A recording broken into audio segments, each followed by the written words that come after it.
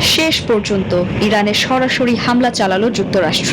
হুঁশিয়ারি দেন তেহরানকে অবিলম্বে শান্তির পথে আসতে হবে, নতুবা আরও ভয়াবহ পরিণতির জন্য প্রস্তুত থাকতে হবে। অবশেষে ইরানের বিরুদ্ধে ইসরায়েলি হামলায় আনুষ্ঠানিকভাবে যোগ দিল যুক্তরাষ্ট্র।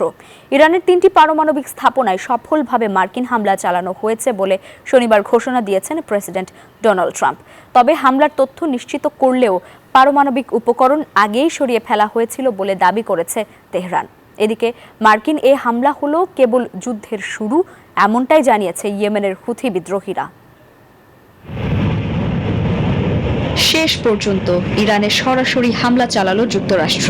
ইসরায়েল ইরান সংঘাতে নিজেদের অংশগ্রহণের সিদ্ধান্তের জন্য 2 সপ্তাহ সময় নিলেও দুদিনও পেরোতে দিলেন না ডোনাল্ড ট্রাম্প। শনিবার ট্রুথ সোশ্যালে মার্কিন প্রেসিডেন্ট দাবি করেন ইরানের ফোর্দো, নাতানজ ও ইস্পাহান পারমাণবিক স্থাপনায় সফল আক্রমণ সম্পন্ন করেছে যুক্তরাষ্ট্র। হামলার পরই জাতির উদ্দেশ্যে ভাষণ দেন ট্রাম্প। হুঁশিয়ারি দেন তেহরানকে অবিলম্বে শান্তির পথে আসতে হবে, নতুবা আরও ভয়াবহ পরিণতির জন্য প্রস্তুত থাকতে হবে। যদি তারা শান্তি স্থাপন না করে, ভবিষ্যতের আক্রমণগুলি আরো অনেক বড় হবে। বান্ডেল থাকলে প্রতি সেনমানিতে টাকা বাঁচবে। বিকাশ সেনমানি বান্ডেল কিনে জিতুন প্রতি লেনদেনে।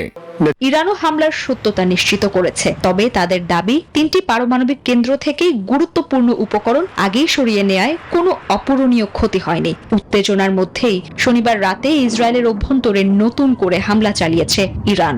এরই মধ্যে ইসরায়েলের প্রধানমন্ত্রী বেনিয়ামিন নেতানিয়াহু বললেন, ইরানে হামলার ট্রাম্পের সিদ্ধান্ত বদলে দেবে ইতিহাস। ইরানের পারমাণবিক স্থাপনায় মার্কিন হামলাকে যুদ্ধের সমাপ্তি নয়, বরং প্রকৃত যুদ্ধের সূচনা বলে অভিহিত করেছেন ইয়েমেনের হুথি বিদ্রোহীরা। একই সঙ্গে লোহিত সাগরে মার্কিন বাণিজ্যিক জাহাজে হামলার হুমকিও দিয়েছে তারা। এদিকে শনিবার ওআইসি সম্মেলনে তুর্কি প্রেসিডেন্ট এরদোয়ান বলেছেন, এই কঠিন সময় পার করতে সক্ষম হবে ইরান। নেতানিয়াহুর সরকার আঞ্চলিক শান্তির পথে সবচেয়ে বড় বাধা। Desk report, news 24।